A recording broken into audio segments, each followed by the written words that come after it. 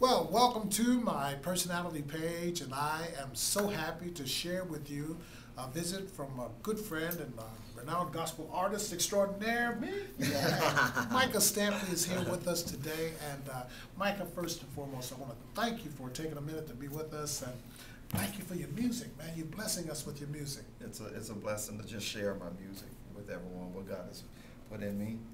Yeah, it's time for all of us to be fruitful, multiply, and replenish. Yeah, now you got a new single out, right? Got a new single entitled Heaven on Earth. Uh-huh. The album will be released November 16th. Uh-huh. Y'all go get it.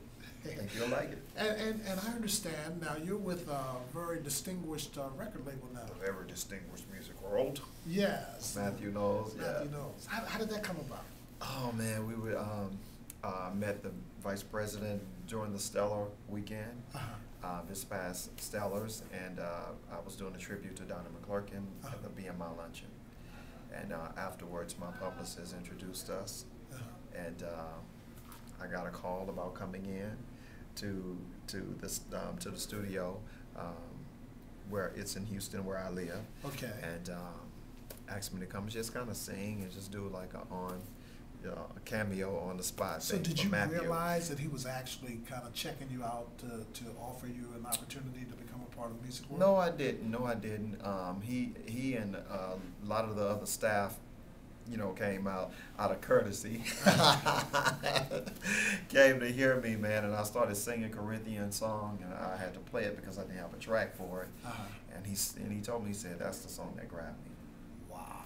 Which is a great song, which suggests he's got a pretty good ear. He's got a pretty good ear, considering who his daughter is. He's I got a would pretty. think. So now this new project with Music World is going to be out when? November the 16th. Okay. And it's a JV. It's my label and his.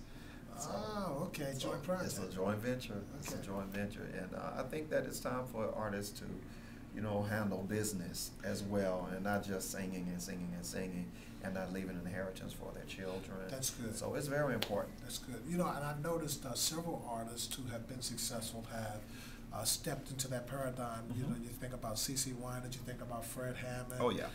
Kurt Franklin. And so that's the next stage or the next level of movement for artists. Yeah, I think that it's important for labels to understand that you're not labels without artists. Right. And artists, you need labels and that machine behind you to accomplish. Particularly distribution. Particularly distribution, Yeah. Good distribution, because you can have distribution and they wearing the title, Yeah. but then they can't really get you in stores because they don't have relationships. Yes. So it's important to have a relationship with a distribution company or a channel that can get you where you really need to be, in addition to being able to get you in radio and things like. But artists sign so many bootleg contracts, and they don't want to read, and they don't want to understand the industry and understand the business, and it's very important. That's good. So you've taken that step, and you've shown yourself to be a good steward by doing what you do. Like you mentioned legacy, because you are a family man. You have how many children? I have 5 beautiful children. My oldest is 16, from 16 to 10 to 8 to 6 and 5. 4 boys and 1 girl. Wow. So how do they deal with Daddy being on the road so much? They they miss us, but whenever we're going, but we don't travel as much as probably some of my peers. Okay. I made a point. I told God, Lord, I am obligated to my family. Is my first ministry. That's good. And so I wouldn't travel more than 3 days out of the week, and we homeschool our children. So it's not our responsibility to leave our nanny at home with the children, but it's my job as a father. They are my seed, and it's my job to raise my own children. That's good. And to be there. So I'm a track coach. Okay. I'm at all the basketball games as much as I can.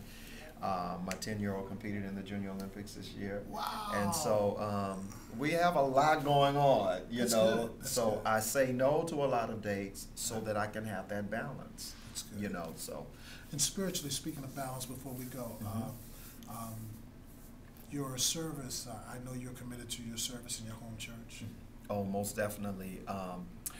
I'm at Grace Church, and Grace Church of Humble, in the outskirts of Houston, Texas. And my pastors, I'm a faithful tither. Good. I'm a giver, and whenever I'm home, we're in the Word. And I communicate with my pastors. They're always giving me instructions and leave. So I'm not just out here floating. I have covering.